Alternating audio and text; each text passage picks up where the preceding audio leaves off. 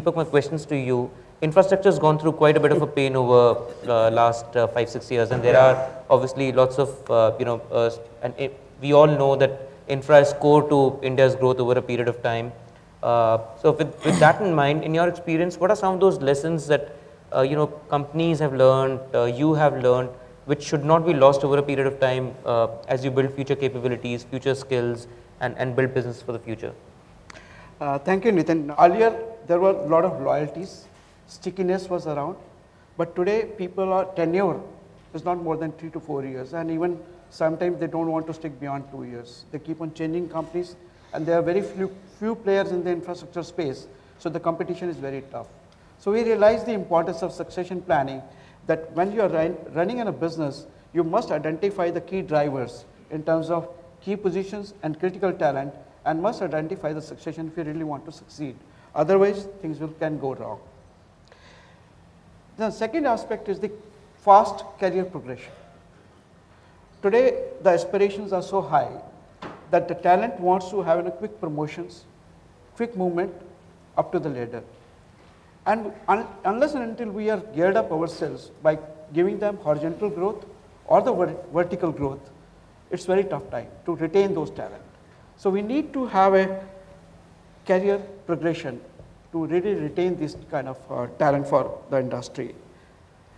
And the most important thing is the cultural fit, the integration and aligning with the cultural fit, motivational fit, and organizational fit, especially when we are going for mergers and acquisitions. If we don't focus at that point of time, it can give it a very tough time to handle. So as and when the merger acquisitions we keep on doing in terms of acquiring some plants, acquiring some projects, so we have to see that the culture integration, organizational fit, motivational fit definitely takes place. Then technology, we cannot ignore, and it's always, every day we come out with some software, some new packages, and we have to understand what really suits to your organization. And if we have to leverage that, how do we train our people, how we engage our people, and technologically wise, we have to be updated to have an edge as compared to our competitors. And lastly, the importance of employer branding. Lot many things has been left over. Fine, we are in the business, we'll attract. But today, simple attraction will not happen unless until you create an employer brand. You have to have your own positioning in terms of what you're really good at, what is your edge, what is your value system, what is your culture, and that builds the brand. And that brand has got its own value to attract the talent. And that's some of the learnings which we had in the recent past. No, thank you. Lango, what's your take on this? Here is a lesson that I've learned over 3 cycles, right? 2 are economic, 1 is self-created. HR gets into a frenzy. We're like a bunch of, if you ever gone to those fish spas and put your feet in the water, you'll see there's an activity rush. The fish are swarming to your feet and they're nibbling all over the place. That's how HR is. The minute there is a downturn, we're the first ones to go and prove to our masters that we are more loyal than them by firing people, by cutting costs. The minute things open up, we're the first ones to go say, can we increase wage bill? Can we hire more people? Can we create a buffer? Lesson that I've learned is treat both as business as usual. Learn your lessons from the recession. What are the lessons that you learn from a downturn? Watch your costs. Watch your spans of control. Watch who you hire, how many you hire. Watch your utilization, all those business parameters. Just because you have an upswing, don't change your template. Because you will have to fire the same people that you hired because you didn't have the courage to question the business. A key thing that I always leave with my team is don't work for profits, work for profitability. What is the difference? When you're working for profits, you're driving that quarter's costs. When you're working for profitability, you're working to build cost structures that are sustainable. You're working to build a culture that is sustainable. The minute a recession gets over, what do people want to do? Can we allow everybody to fly business class, please? I mean, those are the symptoms that we've got to cut. Do you have the courage there to stand and tell your CEO, it's okay, this is a template in which we operate. Let's operate in the downturn template for costs, and for investments, let's be very careful.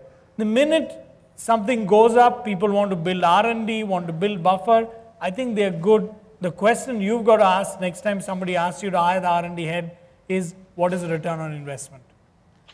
Are you confident that you'll be able to keep this person even when there's a downturn? That's the advice that I'll leave with each of you. And fortunately for us in HR, we enable those decisions. So please be careful is the lesson that I've learned in the last 3 cycles. Sure. No, thank you. So, Thiru, what's your opinion? Responsible people at the management level and the top management should be very, very prudent. Sometimes we go by information, insight, calculation, analytics, and we lose wisdom. And nowadays I will see that where is the wisdom that is lost due to knowledge, and where is the knowledge we lost due to overflow of information. We need to regain the wisdom, stay put with it, whether it is good time or bad time. 2008 again we talked about business class economic class. We said let people travel in one level below. But I said don't monitor that, let it be voluntary. We never monitored. If people wanted to go by one class less, they will do. And even today I am traveling in economy. No imposition. So people watch, everybody watches. So we have to be model for austerity. We cannot teach austerity measures staying in a 5-star hotel. I always stay in guest house.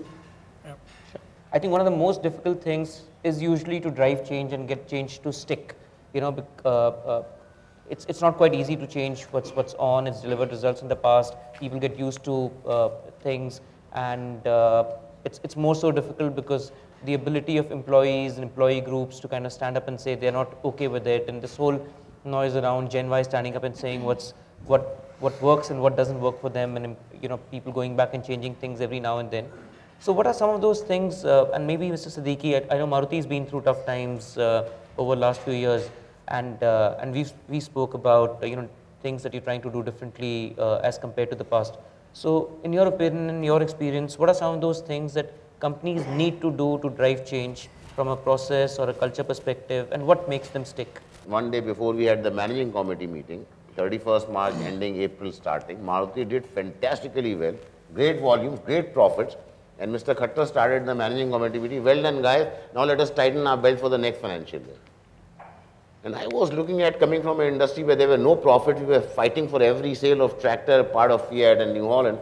And here is a guy, we have set 400,000 plus cars and big profits, and he says, well done guys, let us tighten the belt for the next financial year. So when he asked me, so I asked Mr. Khattar, shall I tell you frankly or shall I give you a diplomatic answer? He says, no, Mr. Siddiqui, very frank. I said, I found it very, very tough to understand your management approach. You make tons of profit, volumes, market share, and you just do not know how to appreciate people. What kind of culture you people have here? And then you are talking of changing big way to a private sector company. What is your openness? Mr. Khattar was absolutely taken aback on that lunch table. Red ears. But that was the trigger. Because I said, if you want this change from a government sector kind of this thing, first you'll have to start with from you, right at the top, before I go down and talk to people. That's the first principle. Top ownership to be driven and to be led by the top, not by the bottom. You change and then I will change. Doesn't work. Second is, change has to be communicated in terms of the business need. That has to be very clear. Change should not be for a fashion. Change has to be a business need and has to be communicated again, again, again. We say in Japanese, 5 times it should be communicated. If it doesn't work first time, second time, third time, fourth time. Simple principle, 5 times repeat the need for change. Third principle, you'll have to involve people, create champions out of the change process. Fourth principle, change will always have to be gradual. You cannot overnight downsize companies and restructure companies and shock people out of their wits. It's impossible to get change working towards a winning team, towards a winning formula. Change has to be gradual.